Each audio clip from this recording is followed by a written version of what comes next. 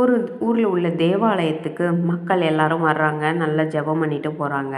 அங்கே ஒரு உண்டியல் ஒன்று இருந்திருக்கு. அதில் எல்லோரும் வர்ற மக்கள் எல்லோரும் காசு போட்டுட்டு போனாங்களாம்.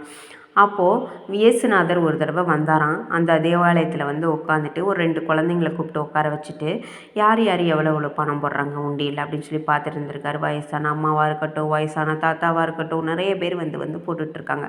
அப்போது இயேசுநாதர் கேட்குறாராம், யார் இப்போ போட்டதுலேயே காசு அதிகமாக போட்டது அப்படின்னு சொல்லி இப்போ நீங்கள் சொல்லுங்கள் பார்க்கலான்னு சொன்னாராம். அப்போ அந்த குழந்தைங்க சொன்னாங்களாம், இந்த ஒரு யங்மேன் ஒருத்தர் வந்தார்ல, அவர் தான் நிறைய போட்டார். காரில் வந்தார், வந்து போட்டுட்டு போனார், நிறைய போட்டார், நான் பார்த்தேன்னு சொன்னிச்சான்.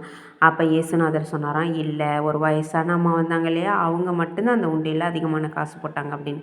இல்லை அவங்க 2 காசு தான் போட்டாங்க அப்படின்னு சொல்ல அவர் சொன்னாராம், மற்ற எல்லாரும் தன்னிடம் உள்ள தொகையில் ஒரு தொகையை தான் போட்டாங்களாம். அந்த அம்மாவோ தன் பையில் இருந்தது 2 காயின், அதையும் எடுத்து அந்த உண்டியலில் போட்டுருச்சு.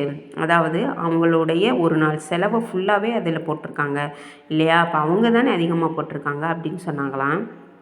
ஒரு சில பேர் இறையருள் நமக்கு முழுசாக வேணும் அப்படின்னு நினச்சிட்டாங்கன்னா, தாங்கிட்டு இருக்கிற எதை வேணாலும் இழக்கிறதுக்கு அவங்க வந்து துணிஞ்சிருவாங்க அப்படின்றது தான் இந்த கதை.